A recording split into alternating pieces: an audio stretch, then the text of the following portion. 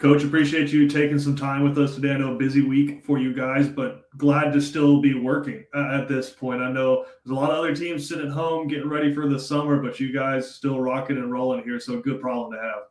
Absolutely. Just knowing that right now to continue to practice, and I tell the kids, like, hey, whatever we can do to miss as much school as we can, we're going to do it. Getting out early and taking BP and getting to play baseball is it's a lot of fun, and I'm really excited for our boys, and I'm happy for them and what they've been able to accomplish thus far. And obviously, red hot through the playoffs so far, have yet to drop a game through 2 series. But I think it starts before that, taking you back about a month, where you guys had a really big home series against Ware County. And I think you had some really clutch hits, some really clutch pitching performances, and put you guys in a position where winning the region was in your hands, and you guys were able to do that. And I think I've kind of ridden that hot streak throughout the playoffs. But take me back to that series against Ware County. How big was that for you guys? Well, the thing is where I give a lot of credit to our kids, because it was spring break for them. And I think kids can sometimes get away from what they normally do and their routines and actually being in school. And I was really happy that they were able to just say they stayed locked in. The first game of that series, when, we came back to win in the bottom of the 7th with Ike Ross's base hit. Yeah.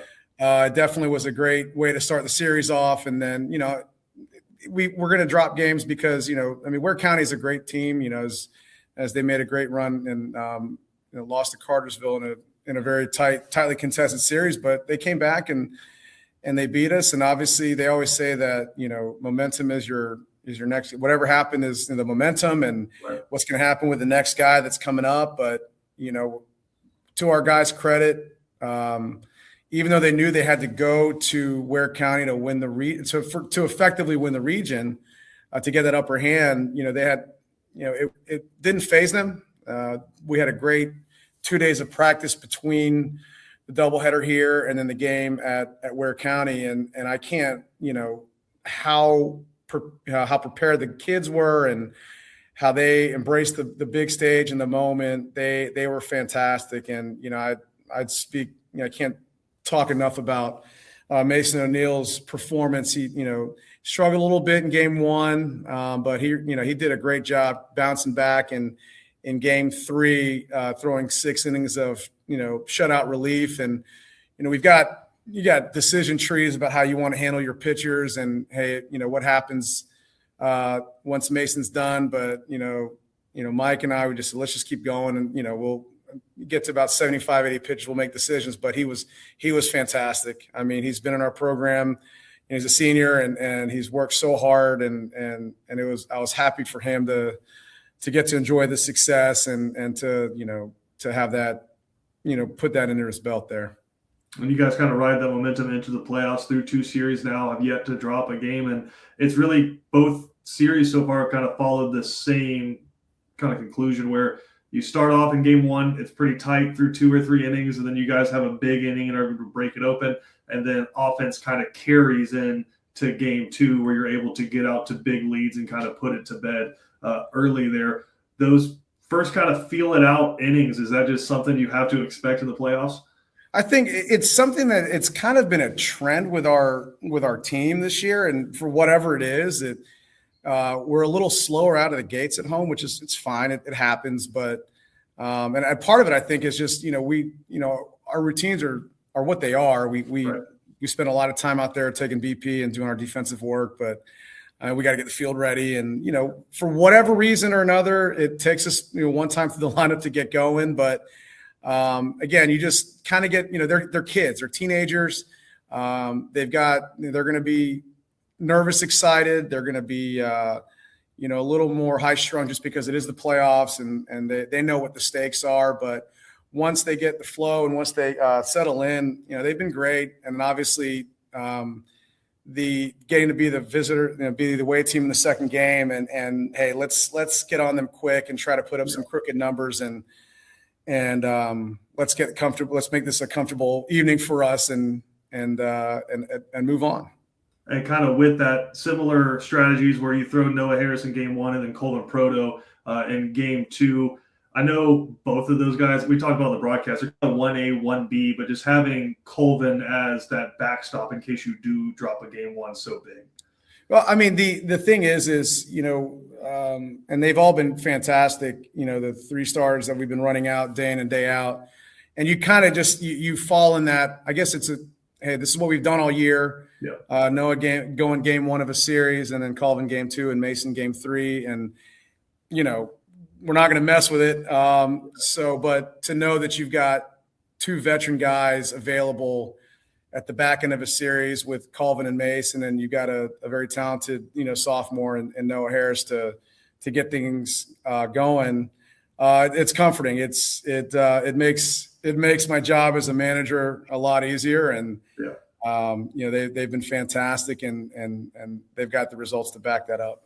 I know the cliche is throughout these series, different parts of the lineups have picked it up when you needed them to, but I think that's been exactly the case so far. And especially in those game ones where it's been a little bit tighter through 5 or 6 innings, it's been the bottom of the order that's picked it up when the top of the order has been able to do it. And then when the top of the order gets going, it just completely breaks it open. But from 1 through 9, I think you feel pretty confident with everybody you sent out there. There's not really, when you look at our lineup and how we'll construct it, it's, there's guys that are, even at the bottom third of the lineup that have done a great job.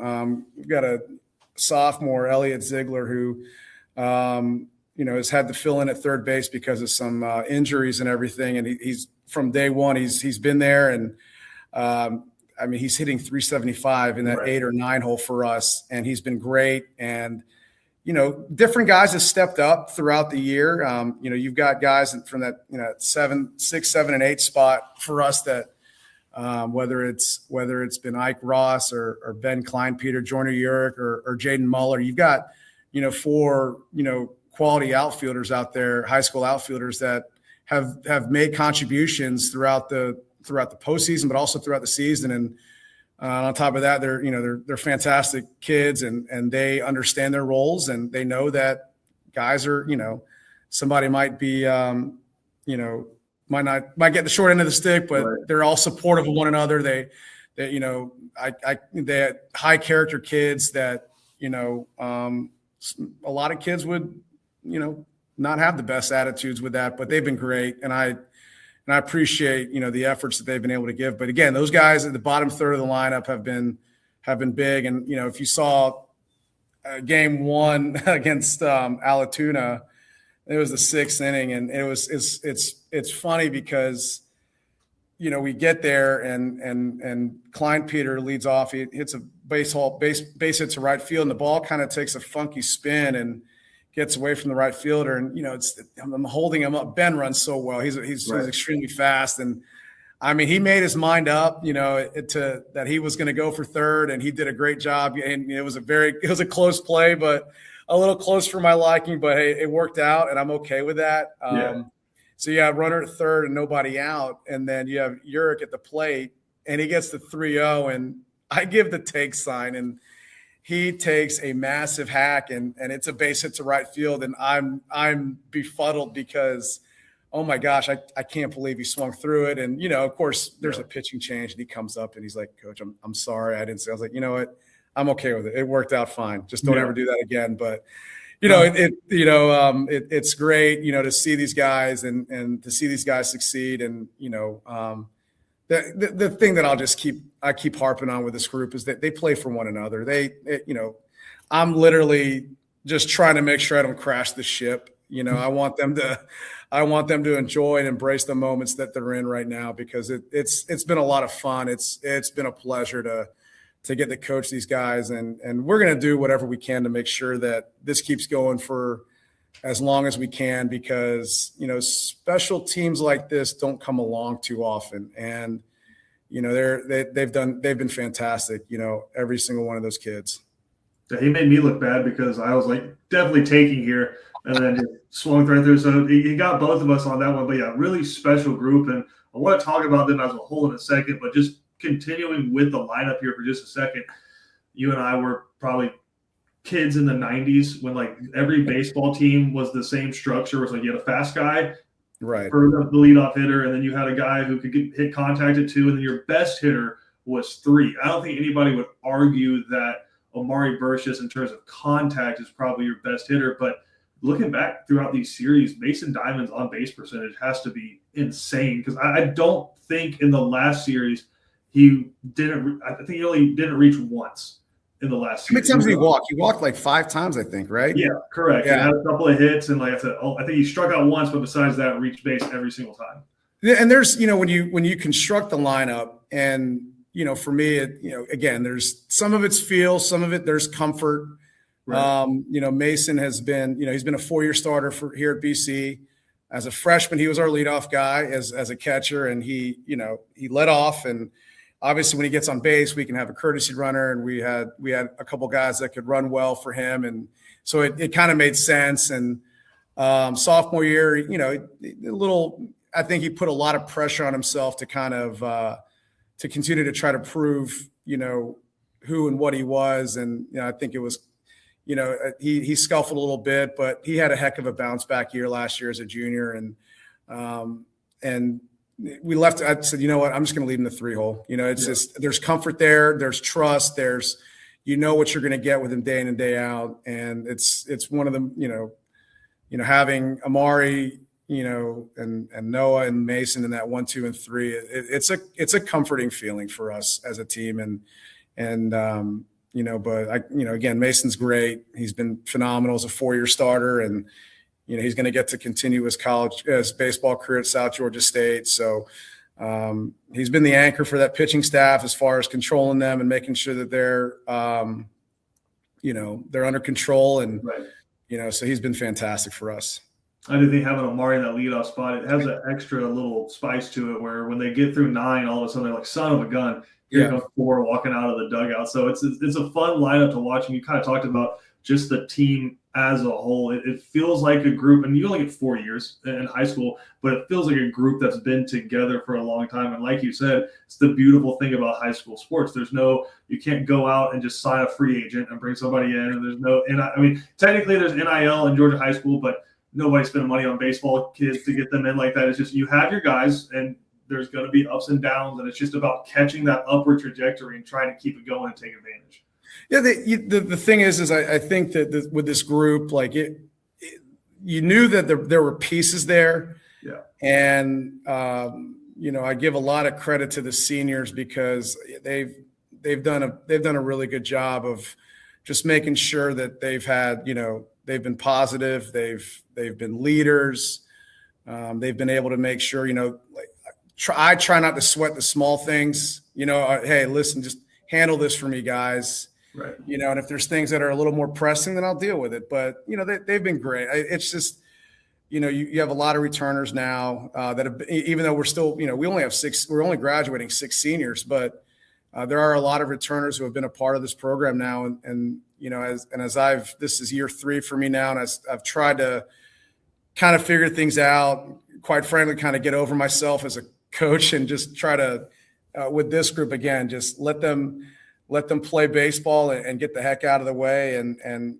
just direct traffic, right. And when I need to rein them in, I'll rein them in. But I don't have to get them to get going and step up the effort or the intensity, because it's been there. And when the 18-game win streak earlier, at the beginning of the year, was something that was unbelievable. Like I'd never been a part of something that cool or that extensive as far as win streaks are concerned. And the one thing is with this group was, even after we dropped our first 2 games of the year against Richmond Hill, and a great Richmond Hill team, and Troop County, who's probably going to compete for a 3A state title. Like, no, they didn't panic. They didn't panic. They didn't worry. They didn't get stressed out. It's a long season, and they responded very well. And even when we've dropped, a couple games here, and then we dropped one, a region game against Perry, no panic, just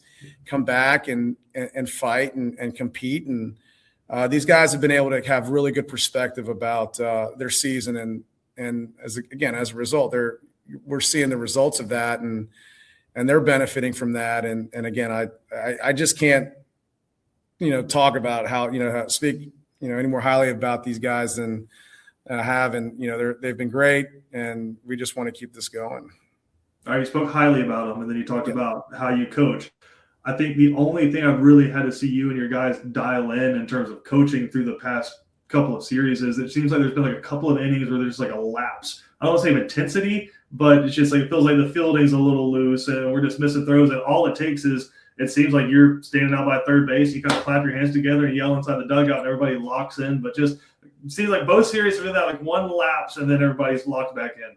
Yeah, I mean, they're teenagers, and again, like there's times and you kind of just not daydream off, or you kind of wander off a little bit in your mind, but it's a grind, and no matter what you go through in a season, or no matter how much you practice or how hard you work, like they're going to make kids are going to make mistakes, and it's okay, and try not to be too critical or too harsh with them, but just make sure that they're dialed in and locked in with, hey, let's finish what we started here today, and make sure this is clean baseball, so we can feel good about what we accomplish, in a game or in an evening or something, and keep moving forward, and go from there. But it's all part of the game. I think it was about 6 innings into game 1 last Wednesday where we learned that Cambridge had beat Stars Mill in game 1 of that series. And everybody's banking on that because Stars Mill was the 1 seed. They had won the coin flip, so you guys would have been heading up there to play them. So everybody was really big Cambridge Bears fans last week. Now Cambridge is coming to town, and I think if anybody's done their research on them, they're like, son of a gun, we might have maybe wanted to take a trip up to Stars Mill because this is a really good baseball team. Right. They finished second in a region where 3 teams are still playing out of that region, and they're coming to town with bad intentions. Well, I mean, the thing is at this point, when you get to the quarterfinals, all 8 teams are going to be quality ball clubs, and to knock off Stars Mill, Stars Mills is a tremendous program. Coach Mosley does a great job there, and we still have some battle scars from 2 years ago when they took it to us on a way to winning a state title. But look, hey, I mean, Cambridge is a very, it's a quality ball club. They've won a lot of great games. That region they have with Blessed Trinity, Centennial, and Kell it's like the region of death or something, because so they've been battle tested. They've seen great baseball, and there's no relaxing here. There's no foot off the gas pedal. We're going to have our work cut out for us, and but we're going to keep doing the same things we've been doing. We haven't, our routines are the same. That's the one thing that I really try to impress upon our players. Like, we're not going to change anything just because we're in the playoffs or because we are, we're having the success we have, because then at that point your kids they'll pick up on that. All right.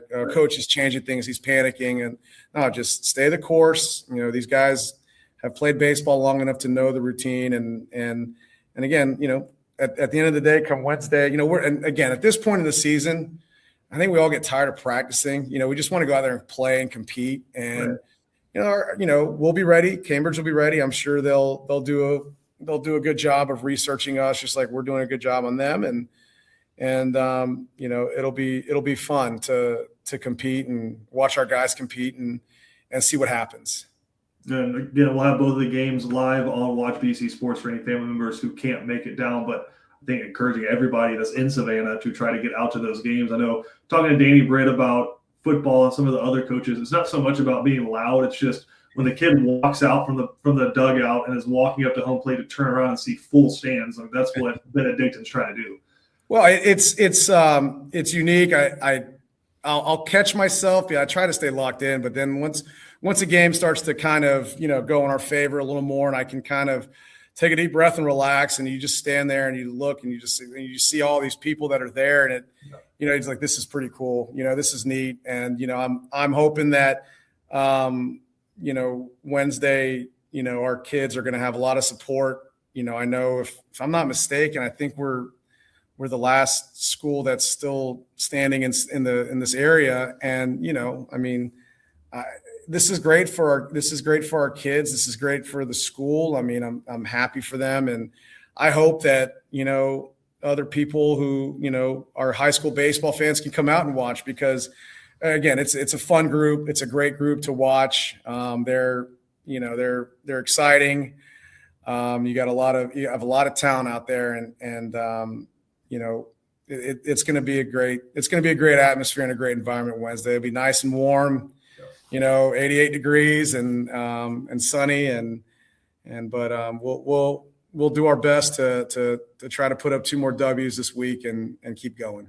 That's it. High leverage situations, live baseball, you can't beat it, especially May in Georgia. But Coach, we appreciate the time, man. We'll see you out there on Wednesday. Thank you so much.